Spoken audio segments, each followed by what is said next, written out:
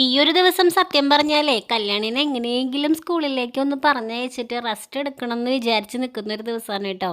നമ്മൾ ബാംഗ്ലൂരിൽ നിന്ന് വന്നിട്ടേ കണ്ണനും തീരെ വയ്യ, എനിക്കും തീരെ വയ്യ. വേറെ പനിയൊന്നുമില്ല, പക്ഷേ ഭയങ്കരമായിട്ടുള്ള കുടച്ചിലും തണുത്ത് വിറയ്ക്കുന്നത് പോലെ. ഇപ്പോൾ രാവിലത്തെ ഈ ഉഷാറൊന്നും നോക്കണ്ട, എങ്ങനെയെങ്കിലും ഒന്ന് കിടക്കണം, ഒന്ന് റെസ്റ്റ് എടുക്കണം എന്നുള്ള ഒരു ഇതോട് കൂടിയാണ് ഞാനിപ്പോൾ രാവിലെ തന്നെ ഈ പടഞ്ഞും കൊണ്ട് കാര്യങ്ങൾ ചെയ്യുന്നത്. കല്യാണി ഒന്ന് പോയി കഴിഞ്ഞിട്ട് ഒന്ന് വീട്ടിലത്തെ പണികളൊക്കെ ഒതുക്കി കഴിഞ്ഞാൽ ഒന്ന് കിടക്കാനായിട്ട് പറ്റുള്ളൂ. അപ്പോൾ കല്യാണിക്കുട്ടി ഇപ്പോൾ നല്ല മിടുക്കത്തിയാണ് കേട്ടോ, എന്ത് പറഞ്ഞാലും കേൾക്കുന്നൊക്കെ ഉണ്ട്. അതെന്താണെന്ന് വെച്ച് കഴിഞ്ഞാൽ കുറച്ച് ദിവസം എന്നെ കാണാണ്ടൊക്കെ ഇരുന്നില്ലേ, അങ്ങനെ കാണാണ്ടൊക്കെ ഇരുന്ന് കഴിഞ്ഞ് കഴിഞ്ഞാൽ പിന്നെ കുറച്ച് ദിവസത്തേക്ക് ആളെൻ്റെ അടുത്ത് ഭയങ്കര ഡീസൻ്റ് ആയിരിക്കും കേട്ടോ. പറയുന്നതൊക്കെ കേൾക്കും, ഞാൻ പറയുന്നത് പോലെയൊക്കെ ചെയ്യും. ഇതിപ്പോൾ കണ്ടില്ലേ, മുടി കെട്ടാനൊക്കെ നിന്ന് തന്നു, ഷൂ ഒക്കെ തന്നെ ഇട്ടു, സോക്സൊക്കെ തന്നെ ഇടും, അങ്ങനെയുള്ള കാര്യങ്ങളൊക്കെ ചെയ്യും കേട്ടോ. ഇപ്പോൾ കല്യാണിക്കുട്ടീനെ സ്കൂളിലേക്ക് ആക്കാനായിട്ട് നിൽക്കുകയാണ്. അപ്പോൾ ഞാനേ കുളിച്ചിട്ടില്ല, എന്നും കുളിച്ചിട്ടാണ് സ്കൂളിൻ്റെ അവിടേക്ക് പോകാറുള്ളത്. പക്ഷെ എനിക്ക് തീരെ വയ്യ, അത് കാരണം മേലെ എഴുകുന്നുള്ളൂ. വിറച്ച് വിറച്ചാണ് ഞാൻ നിൽക്കുന്നത്, ഭയങ്കര ഒരു കുടച്ചിൽ പോലെയൊക്കെ ആയിരുന്നു കേട്ടോ. അപ്പോൾ കല്യാണിനെ കൊണ്ടുവന്നാക്കി വന്നിട്ട് ഞാൻ എനിക്കുള്ള ദോശ ഉണ്ടാക്കുന്നത് ചൂട്ടോട് കൂടെ കഴിക്കാമെന്ന് വിചാരിച്ചിട്ട്.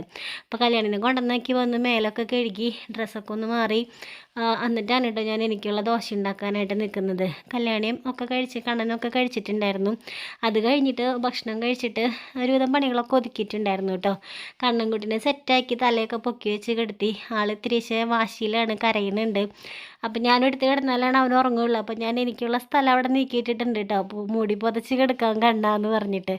കാരണം അത്ര വയ്യ, അങ്ങനെ ആകെ ഭയങ്കര കുടച്ചിൽ പോലെയും സൗണ്ടൊക്കെ ഭയങ്കരമായിട്ട് പോയിട്ടുണ്ടായിരുന്നു കേട്ടോ ഈ ദിവസങ്ങളിൽ. പക്ഷേ ഈവനിങ് ആയി കഴിഞ്ഞാൽ എന്താണെന്ന് അറിയില്ല കേട്ടോ, തുണികളൊക്കെ വിരിച്ചിടാനായിട്ട് ഞാൻ പുറത്തേക്ക് ഇറങ്ങും.